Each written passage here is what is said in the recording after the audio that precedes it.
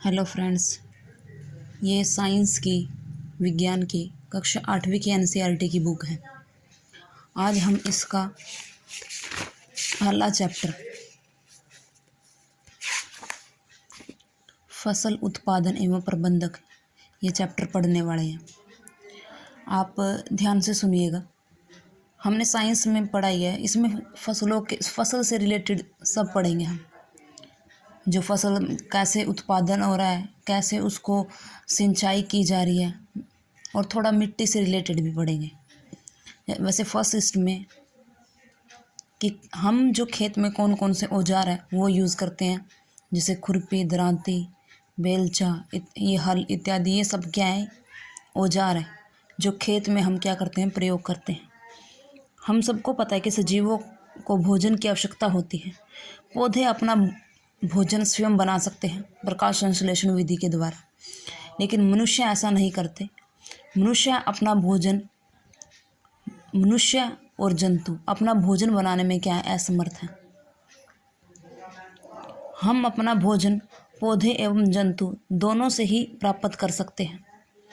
क्योंकि आपको पता है कुछ मांसाहारी होते हैं, कुछ शाकाहारी होते हैं, ठीक है। तो हम अपना भोजन जो है पौधों और जंतुओं दोनों पर डिपेंड करता है। हमने पढ़ा है कि जो कृषि पद्धति है, आज से कम 10,000 ईसा पूर्व जो मनुष्य थे वो घुमंतु थे। वो एक स्थान से दूसरे स्थान तक क्या करते थे, भोजन और आवास की खोज में विचरण करते रहते थे। इसमें जो मेन है मैं आपको वही पढ़ाऊंगी। जब एक ही किस्म के पौधे किसी स्थान पर बड़े पैमाने पर उगाए जाते हैं तो इसे फसल कहा जाता है। जैसे उदाहरण अगर आप एग्जाम्पल लो तो गेहूं की फसल, हम खेत में क्या करते हैं, गेहूं की फसल यानी पूरे खेत में गेहूं की फसल ही उगाते हैं। इसी प्रकार कहा जाता है कि एक ही किस्म के पौधे एक बड़े पैमाने पर अगर उगाते हैं तो उसे ही फसल कहा जाता है, ठीक है। हम भारत क्या है, एक विशाल देश है।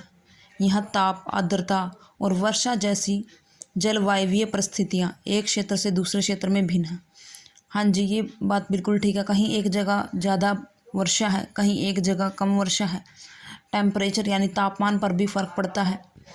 कहीं टेम्परेचर ज़्यादा है, कहीं टेम्परेचर कम है। जैसे जम्मू कश्मीर है, वहाँ पर ठंड ज़्यादा मोस्टली रहती है, इसलिए टेम्परेचर पर भी इफ़ेक्ट पड़ता है। हम मोटे तौर पर फसलों को दो वर्गों में विभाजित कर सकते हैं। एक होता है खरीफ की फसल, एक होता है रबी की फसल।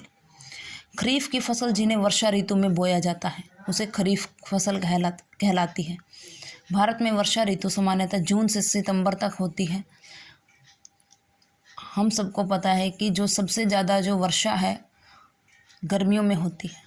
जून से सितंबर तक सबसे ज़्यादा वर्षा होती है, और इसी में ही खरीफ की फसल को क्या करते हैं, बोया जाता है, ठीक है। और जो एक खरीफ की फसल है, इसके एग्जाम्पल है धान, मक्का, सोयाबीन, मूंगफली, कपास इत्यादि खरीफ की फसलें हैं। आप इसको आसानी से याद रख सकते हैं। खरीफ जैसे ये इसमें थोड़ा सा बड़ा है,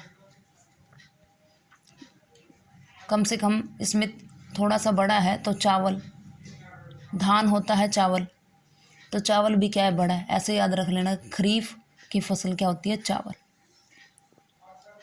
और अगला है रबी की फसल। रबी की फसल किस में होती है, शीत ऋतु में यानी ठंड में। अक्टूबर से मार्च तक इसका टाइमिंग होता है, जैसे शीत ऋतु का। और इसमें ही शीत ऋतु में जैसे अक्टूबर के टाइमिंग में इसको क्या करते हैं, उगाते हैं, ठीक है। और इसे ही रबी की फसल कहा जाता है। जैसे गेहूँ, चना, मटर, सरसों, अलसी, ये सभी क्या है, रबी की फसल है। गेहूँ क्या है, छोटा वर्ड है, और रबी भी क्या है, छोटा वर्ड है। आप इससे रिलेट करके इसको याद रख सकते हैं कि रबी की फसल क्या होती है, जैसे गेहूँ, चना, ऐसे एग्जाम्पल, ठीक है।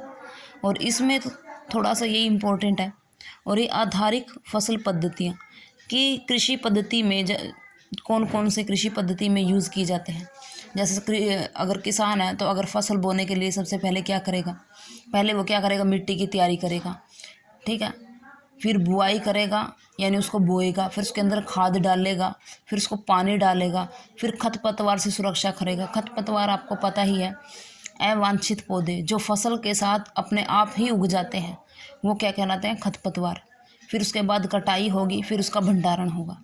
ये क्या है? कृषि की पद्धति है। अब हम 1 बाय 1 पूरे डिटेल में सबको पढ़ेंगे। जैसे पहला है मिट्टी तैयार करना। मिट्टी तैयार करने में हम सबसे पहले क्या करेंगे? फसल उगाने से पहले हमें क्या करना होता है? मिट्टी को तैयार करना पड़ता है। यूँ ही फसल उगाने का सबसे पहला चरण माना जाता है। मिट्टी को पलटना, यानी आपने देखा भी होगा किसान क्या करता है, खेत के अंदर हल के साथ मिट्टी को खोदता है और उस मिट्टी को बार बार खोदता रहता है ताकि मिट्टी को बार बार पलटा जाए। अब वो क्या हो जाती है? पलटने से वो क्या हो जाती है? थोड़ी सी पोली हो जाती है। ठीक है, पोली होने से वो क्या करेगी? ऊपर से थोड़ा सा, पोली होने का मतलब ये होता है बार बार उसको मिट्टी को ऊपर तक नीचे तक उसको खोदते रहेंगे तो वो मिट्टी क्या करेगी? एक तो आपको पता है कि कठोर मिट्टी, एक बार बार उस मिट्टी को क्या कर रहे हो आप? पलट रहे हो तो वो थोड़ी पोली हो जाएगी। पोली होने से मिट्टी क्या होगी? पोली होने से जो मिट्टी के अंदर जो अगर हम पौधे जो भी पौधे उगाएंगे तो उस पौधे की जड़ें नीचे गहराई तक जाएंगी। ठीक है, अगर नीचे गहराई तक जाएंगी तो उसकी श्वसन दर सरलता से हो सकती है। पोली मिट्टी में रहने वाले केंचुए और सूक्ष्म जीव की वृद्धि करने में सहायता करती है। हाँ जी, जो नीचे मिट्टी के अंदर जो केंचुए हैं, सूक्ष्म जीव है, वो मिट्टी को क्या करने? पोली करने में सहायता करते हैं। यह जीव किसानों के मित्र कहलाते हैं, क्योंकि किसान भी क्या करता है? मिट्टी को पोली करता है। इसीलिए किसानों का मित्र ही किसको बोलते हैं? केंचुआ और सूक्ष्म जीव को, क्योंकि ये भी क्या करते हैं? मिट्टी को पोली ही करते हैं, क्योंकि यह मिट्टी को और पलटकर पोला करते हैं और तथा ह्यूमस बनाते हैं। हाँ जी, केंचुआ सूक्ष्म जीव क्या करेगा? उसके अंदर मिट्टी को पोली करेगा। मिट्टी पोली होने से क्या होगा? इसमें ह्यूमस बनेगी, ह्यूमस बन जाती है। हमें पता है कि मिट्टी के अंदर कुछ खनिज, जल, वायु और कुछ सजीव होते हैं। ये जो अंडरलाइनिंग है यही ज़्यादा इम्पोर्टेंट है, वही मैं आपको पढ़ा रही हूँ। क्योंकि ऊपरी परत के कुछ सेंटीमीटर की मीटर से ही पौधे की वृद्धि में सहायता होती है। आपको पता है भी, मिट्टी की जो ऊपरी परत है उसमें ही पौधे क्या करते हैं? वृद्धि करते हैं। ठीक है, अगर उसे उल्टने से क्या करता है? पोला करने से उसके जो पोषक पदार्थ हैं वो ऊपर आ जाते हैं और ये पोषक पदार्थ क्या करेंगे? पौधे उपयोग करेंगे। ये सबसे इम्पोर्टेंट होता है। मिट्टी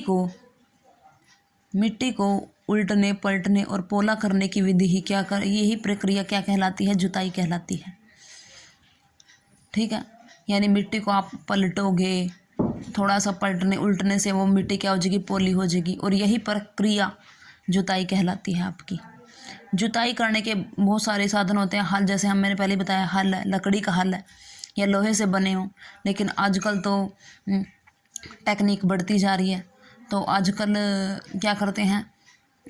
अब हल तो कोई चलाता नहीं है, आजकल तो क्या करते हैं? ट्रैक्टर के साथ ही करते हैं।